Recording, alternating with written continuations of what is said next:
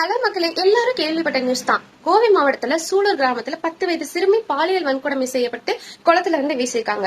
அந்த குற்றவாளியை எப்படி அரெஸ்ட் பண்ணாங்க 2 பேர்த்த அப்படின்னா, கூட விளையாண்டு இருந்த பசங்க இந்த அண்ணா தான் வண்டியில கூட்டு போனாங்க அப்படின்னு சொன்னனால அந்த குற்றவாளியை அரெஸ்ட் பண்ணாங்க. பேரு கார்த்திக் மோகன்ராஜ்.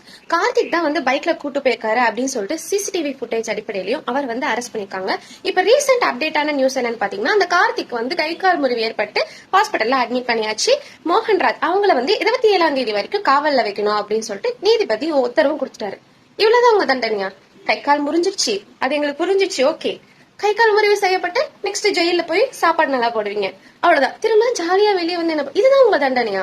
சரி, நீங்க 2 வாரத்துல நிறைய விஷயம் பண்ணீங்க.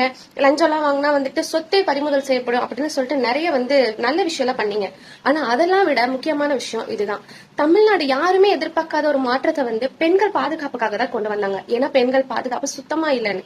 நீங்க போக்கஸ் பண்ண வேண்டியது இந்த விஷயத்துல. நிறைய பேர் சொல்லுவீங்க, விஜய் என்ன போய் வீட்டு வாசல்ல நிக்க முடியும்? வீட்டு வாசல்ல நிக்க வேணாம். இந்த மாதிரி குற்றத்தை ஒண்ணுமே இல்லாம அழிக்கவும் முடியாது. ஏன்னா சில நாய்ங்க எச்சைங்களா எவ்வளவோ திருந்தாது. ஆனா நம்ம கொடுக்க போற தண்டனையில இந்த தவறுகள் குறையும். இப்ப இந்த விஷயத்துல நீங்க என்ன பண்ண போறீங்க, என்ன குரல் கொடுக்க போறீங்கன்னு பாத்துட்டு தான் டிவிக்காக பேசின நாங்களே டிவிக்காக அகேன்ஸ்டா பேசுறதுக்கும் நாங்க யோசிக்க மாட்டோம். அதனால இந்த விஷயத்துல நீங்க என்ன பண்ண போறீங்கன்னு சொல்லிட்டு நாங்களும் வெயிட் பண்ணிட்டு இருக்கோம். பாக்கலாம் என்ன பண்ண போறீங்கன்னு.